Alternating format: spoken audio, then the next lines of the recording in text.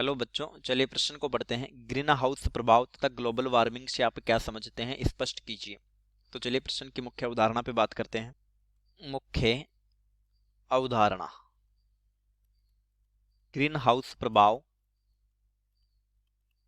Green house प्रभाव तथा global warming, वैश्विक उष्णता, ग्लोबल वार्मिंग, पर्यावरण प्रदूषण, पर्यावरण प्रदूषण के कारण होने वाली घटनाएं हैं, होने वाली घटनाएं हैं। और ये दोनों घटनाएं अंतर संबंधित हैं। चलिए पढ़ते हैं। ग्रीन हाउस प्रभाव, पृथ्वी पर आपतित प्रकाश का अधिकांश भाग, पृथ्वी पर आपतित प्रकाश का अधिकांश भाग धरातल से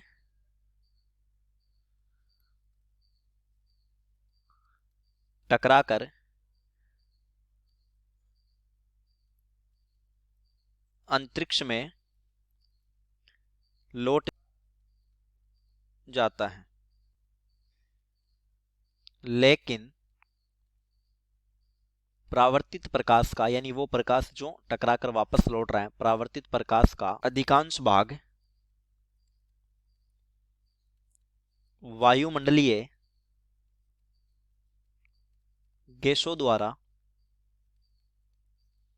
अवशोषित कर लिया जाता है, अवशोषित कर लिया जाता है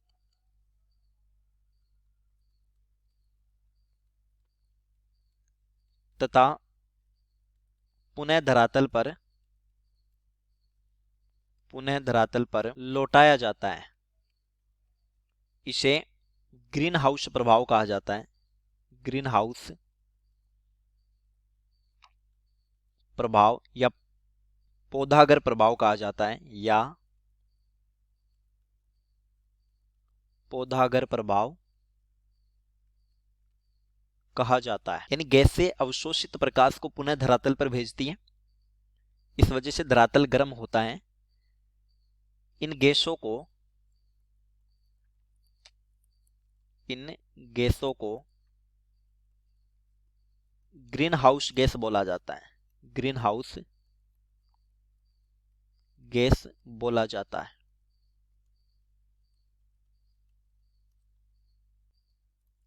ग्रीन हाउस गैसें निम्न है। CO2, कार्बन डाइऑक्साइड, ये लगभग 60%,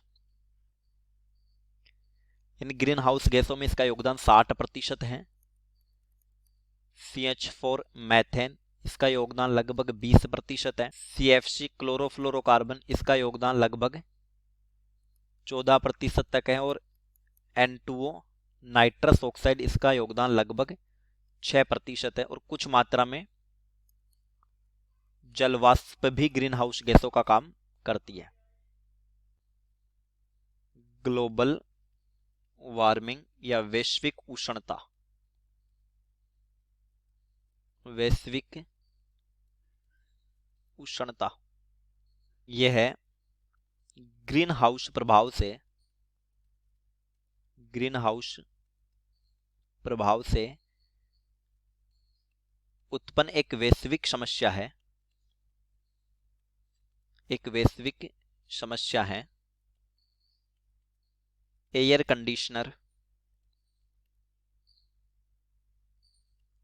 रेफ्रिजरेटर के उपयोग से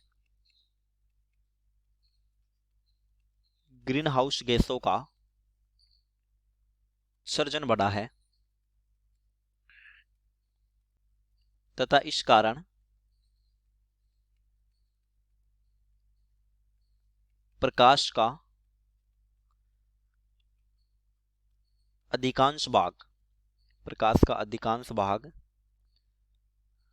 पुनः धरातल पर लौटाया जाता है, पुनः धरातल पर लौटाया जाता है, जिससे निचला वायुमंडल लगातार गर्म हो रहा है,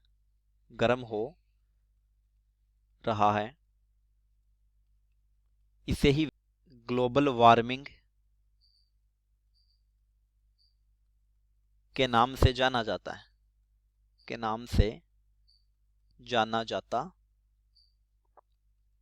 है।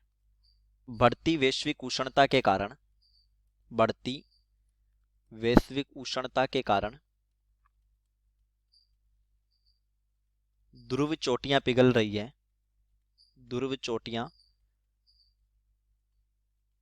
रही हैं,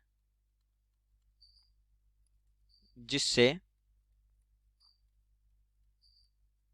समुद्र तल ऊपर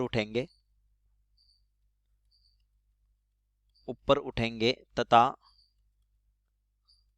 मैदानी इलाकों के